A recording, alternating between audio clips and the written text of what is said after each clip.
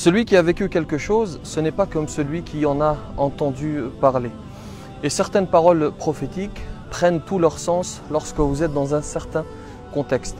J'étais dans le désert et je me suis rappelé cette parole prophétique dans laquelle le prophète, que la paix soit sur lui, parle de celui qui revient à Dieu, de celui qui se repent, qui est sur un chemin sinueux et qui souhaite revenir vers Dieu. Aussi, si autour de toi, sans le juger, si autour de toi tu as quelqu'un qui, tu le penses, est peut-être sur un chemin sinueux, qu'il fait des efforts pour revenir à Dieu, partage avec lui cette vidéo. Le prophète, que la paix soit sur lui, dit dans une tradition prophétique, je vais vous donner cela en arabe et ensuite je le traduirai en français. Il dit: Allahu ashaddu farahan min tawbati abdihi hina yatubu ilayh min ahadikum kana ala rahilatihi bi ardin falah فانفلتت منه وعليها طعامه وشرابه فأيس منها فأتى شجرة فاضطجع في ظلها وقد أيس من راحلته وبينما هو كذلك إذ هو بها قائمة عنده فقال من شدة الفرح اللهم أنت عبدي وأنا ربك أخطأ من شدة الفرح. Le prophète nous rapporte ceci: Dieu est encore plus satisfait, encore plus content lorsqu'un de ses serviteurs revient vers lui qu'un homme. Et là, il va nous donner un exemple pour que nous comprenions son état de satisfaction.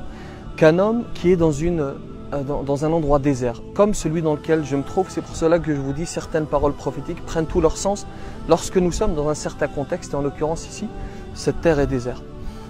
Qu'un homme qui est sur une terre déserte, qui a une monture sur laquelle il y a tout ce dont il a besoin pour survivre, il y a de quoi boire, de quoi manger, et à un moment donné, il va perdre cette monture. Imaginez-vous être à l'endroit dans lequel je suis. Alors, c'est bien différent parce qu'ici nous sommes accompagnés, il y a tout ce dont on a besoin. Mais imaginez-vous être dans une terre comme celle-ci et il n'y a personne avec vous.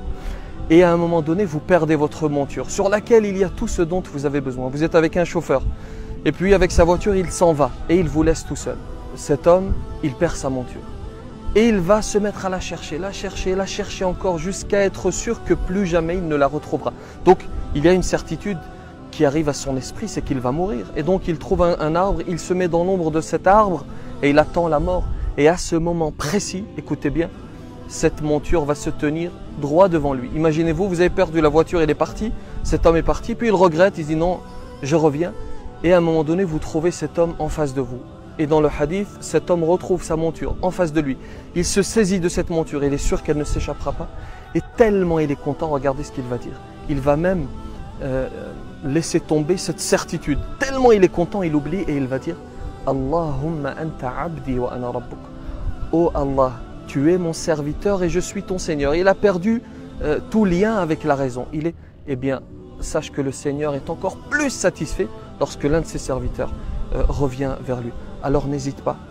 Si toi-même tu es sur un chemin sinueux, tu hésites à revenir, est-ce que Dieu va me pardonner? Sache que Dieu est encore plus content que cet homme qui retrouve sa monture.